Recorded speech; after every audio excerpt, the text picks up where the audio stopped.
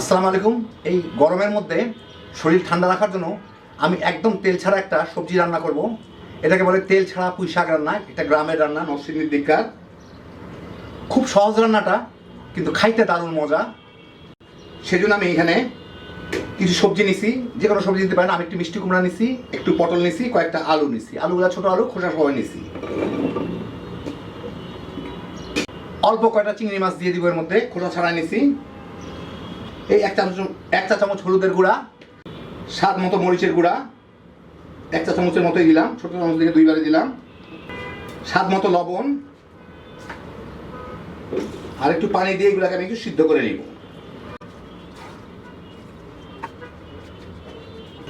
ও এর সাথে আর কিছু পেঁয়াজ কুচি দিয়ে দিব, আর কাঁচামরিচটা আমি পরে দিব। কাঁচামরিচ দেওয়া হয়, কাঁচামরিচটা আমি পরে দিব, যখন আমি শাক দিব তখন দিব। তাহলে কাঁচামরিচের ফ্লেভারটা সুন্দর থাকবে।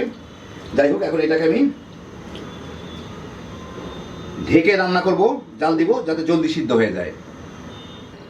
10-12 মিনিট জাল দিয়ে আলুগুলা সিদ্ধ হয়ে গেছে, বাকি সবজিগুলো তো এমনি সিদ্ধ হয়ে যায়। এখন এর মধ্যে আমি দিয়ে দিব কিছু পুঁই শাক, ডাটাগুলাও নিছি। আমি কিন্তু মাঝারি আঁচে রান্না করতেছিলাম, এখন চুলার জালটা বাড়ায় দিই, কারণ পুঁই শাকটা হাই হিটে রান্না করতে হবে যাতে কালারটা ঠিক থাকে। আর কয়টা কাঁচামরিচ মাঝখানকে ফালি করে নিছি, এগুলা দিয়ে দিব। দিয়ে জাস্ট পুঁই শাকটা সিদ্ধ হওয়া পর্যন্ত রান্না করব।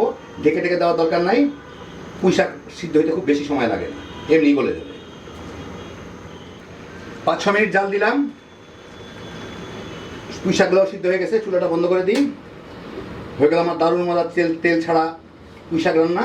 আপনাদের একটু পরিবেশন করে দেখাই। তো এই দেখেন, হয়ে গেল আমার দারুণ মজার তেল ছাড়া পুঁই শাক রান্না চিংড়ি মাছ দিয়ে।